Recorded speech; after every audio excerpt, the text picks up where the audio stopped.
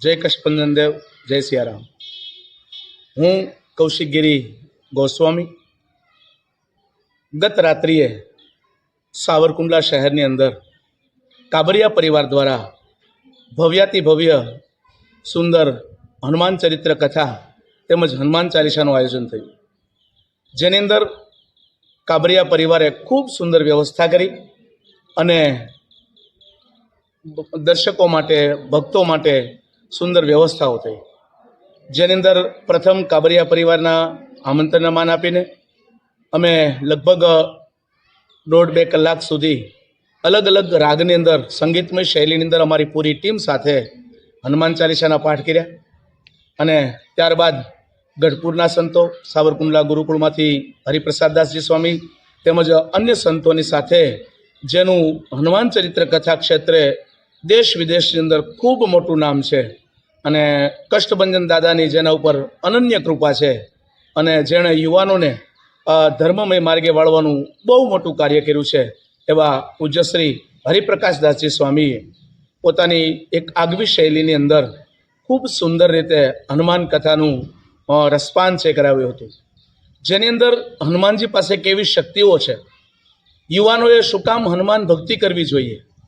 ए एमना प्रवचननो मुख्य हेतु हतो। एनी साथे साथे युवानोने व्यसन मुक्त कराववा तेमज फैशननी आधुनिकतानी एक आंधळी दौटमांथी दूर थई अने आपणी मूळ सनातनी संस्कृति तरफ वळवा माटे एमणे खूब आग्रह करेलो। अति भावमय शैलीनी अंदर हनुमानजी महाराज छे एनुं चरित्र केवुं हतुं ए खास एमनो बहु सरस सांभळवा जेवी भावमय शैलीनी अंदर तेओए वर्णन करेलुं के हनुमानजी महाराज ए एक ज एवुं पात्र छे, एक ज एवा देव छे के जेणे क्यारेय कोई पासेथी कशुं ज लीधुं नथी, कशुं ज माग्युं नथी, एमणे मात्र आप्युं छे, मात्र कार्य कर्युं छे अने आ गुण एमनो ग्रहण करवा योग्य छे। आवुं एमना प्रवचननो मुख्य हेतु हतो। साथे साथे આપણું જીવન એ ઈશ્વર દ્વારા મળેલ એક અમૂલ્ય ભેટ છે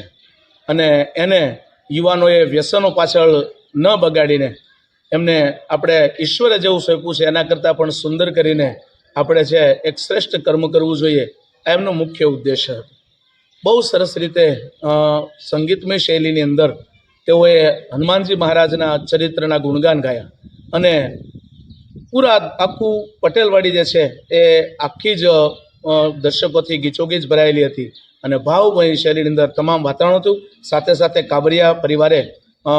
શાળીનપુરથી દાદાની સુખડીનો પ્રસાદ લઈ આવીને દરેક ભક્તજનોને સુખડી પ્રસાદ અર્પણ કર્યો તેમજ અન્ય સુંદર વ્યવસ્થાઓ કરીને ભવ્યાતિ ભવ્ય આ કાર્યક્રમ કરવામાં આવ્યો। જય સિયારામ, જય કષ્ટભંજન।